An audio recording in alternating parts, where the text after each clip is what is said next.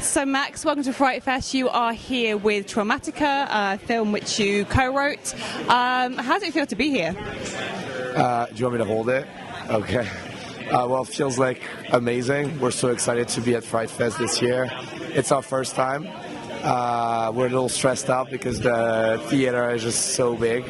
But all around, we're like so excited to show the movie for the first time to a horror audience, and we really hope that we're going to scare them today. You mentioned that screen. That's the screen that, for like 100 years now, films have been premiering. Steven Spielberg's been in there, James Cameron's been in there.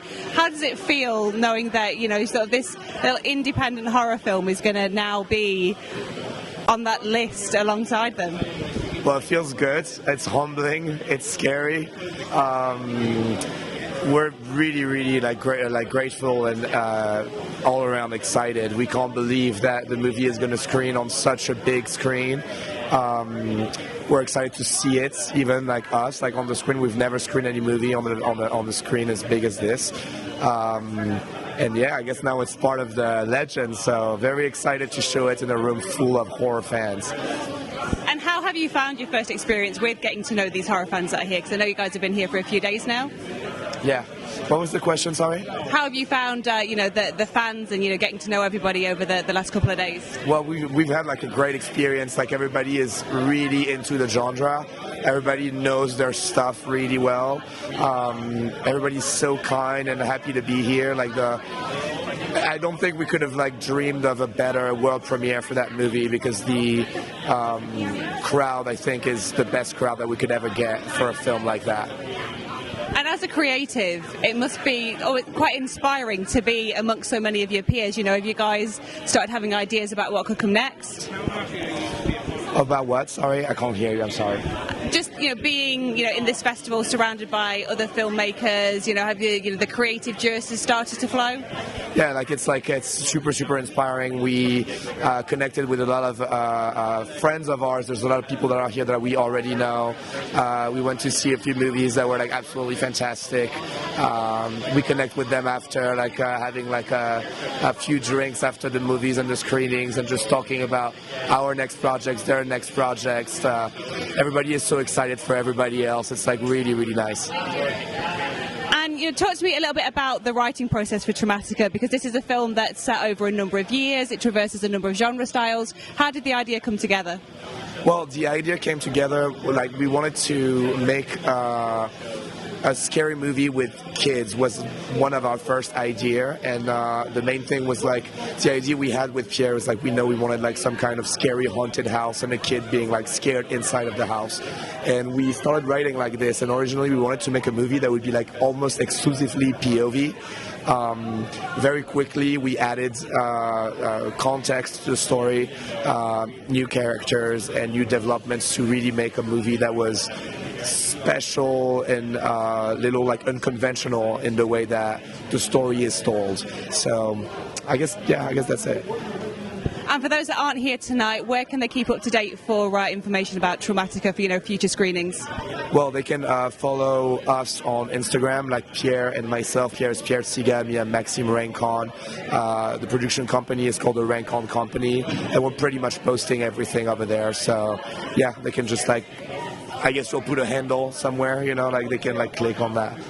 Lovely. Well, I'm going to let you go and enjoy your evening. Thank you. It's weird. So Pierre, welcome to FrightFest. You are here with Traumatika, which is about an hour play on the main screen. How are you feeling?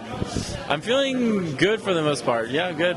I think I'm excited to. I'm excited to have the people discover the movie on a big screen.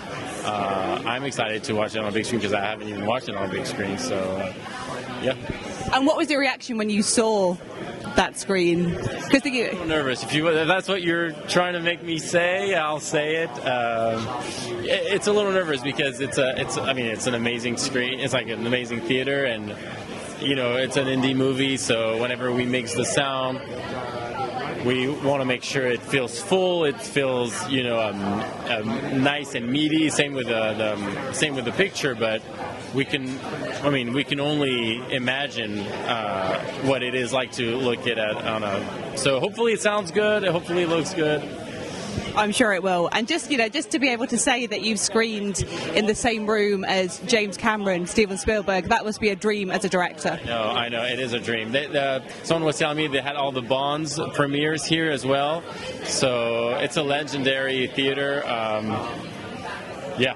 No, when I shot this movie, because I shot it also, I mean, had I known it was going to screen there, maybe I would have been a little bit more, I don't know. Don't want to go there, but yeah, it's because when I was looking at the size of the screen, it was more of my cinematographer hat that was like, oh my god, actually even more than my director hat. So I'm really excited. Hopefully, it looks good. Yeah. And Traumatika, it's a film that it goes across a number of years. It traverses a number of different genres. What was the genesis of this idea? How did it all come together? So initially it was more like just a very simple idea, like something that would be like a one-sentence thing of a kid in a haunted house that's scared of his mother.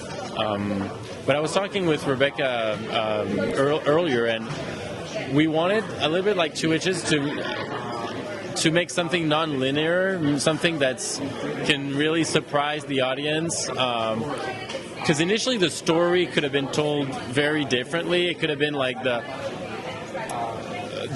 scary moments with the kid could have been like way after at the end, and we decided to do everything like kind of like upside down, in the sense that I think especially for Rebekah's character, it was more interesting because it's not like a villain origin story. It's the other way around. It's like we start villain, and then as the movie progresses, at the end of the movie, I don't know if I can spoil here, but she's no longer a villain necessarily. She's more like a victim. So it was more about like surprising people and trying at least to surprise people by a non-linear storytelling. And we have to also, I think, talk about the sound design. There's an opening sequence within a house, and there's like scuttling, monstrous noises. How much fun is it to kind of work with your sound designer and create that soundscape? Yes, absolutely. Well, our sound designer is a good French friend of mine, and we spend a lot of time trying to. It's funny. He would be so happy you asked this question. Actually, he'd be so happy because we spent a lot of time to try to come up with some sort of a DNA like idea for the demonic possession to be more present in the sound than maybe in a usual film. In fact, I think this is one of the things I'm the most excited about listening on a 5.1 like nice Dolby, because a lot of work was put into that, like in terms of the budget and just like research and we would take the microphone, me, Max, and my sound mixer, and we would try things. We played around with a lot of different like plugins and ways to create something demonic through the sound. Yeah. So hopefully it sounds good. Yeah. You could have just borrowed my 5-year-old, Well, for the next one, you know what? I might take you on that. So. And for those that can't be here tonight, where can they keep up to date about, news on future screenings?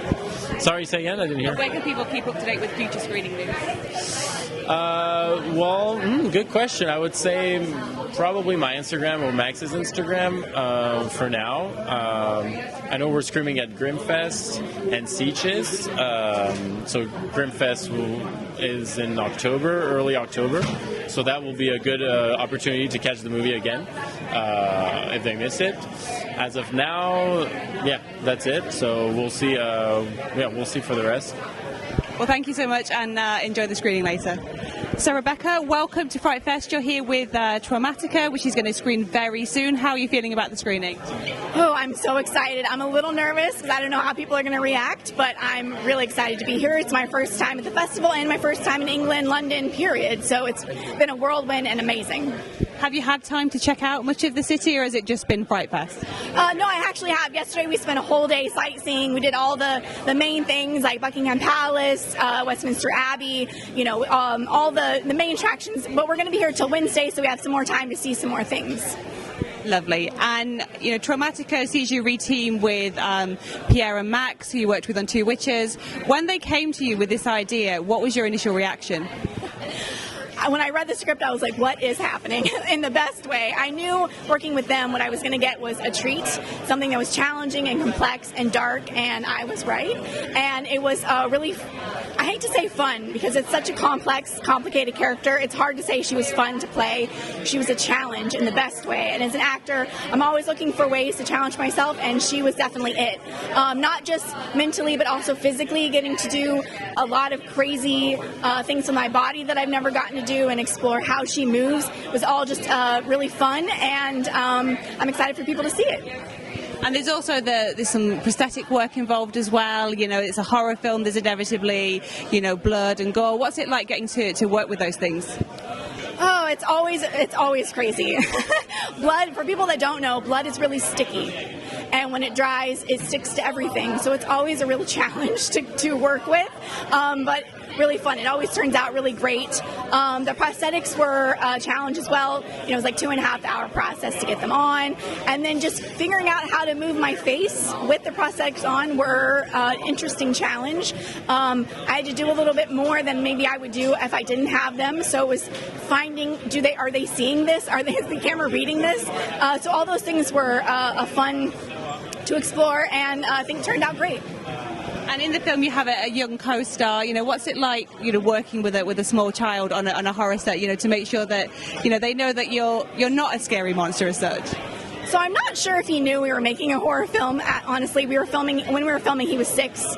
So all of my scenes with the makeup, we were kept from him. Everything we filmed was separately. If I filmed with him in the same scene, I was not wearing the makeup. So he just saw me as a normal me, and we were able to shield him from all of that. So that was actually an interesting challenge, because a lot of my scenes I filmed by myself. So I filmed just me with Pierre and the camera, acting with myself, acting with the camera, instead of getting to have a partner to bounce off of. So that was a really interesting, I've never really experienced that yet. And so it was like, is this working? Is this reading? But, you know, working with Rainin was great. He's a ball of energy. You know, sometimes as adults we get a little bit, a little bit jaded. Maybe we get tired. We're exhausted after a long day, and he just was never tired. He had so much energy in life, and it was a good reminder of, like, we're so lucky to be getting to do what we do. And for those that miss Traumatika here, I know it's screening at Grimfest later on in the year in the UK. Why should people, you know, go out and see this film at Grimfest? If you want to be scared and terrified and disturbed and see some crazy visuals, Pierre is a genius. He's our director. He just, really pushes the envelope. He, creates a safe space for us as actors, but really pushes what he can do risk-wise on screen, which I think is really, I find really just exhilarating. And Max, our producer, is wonderful as well. He always makes us feel safe and comfortable. People should check out this film because it's hard to even describe. It has so many crazy things that are happening, and I hope it's a film that people, think about for a long time after. I'm going to let you go and enjoy your screening. Thank you. Thank you.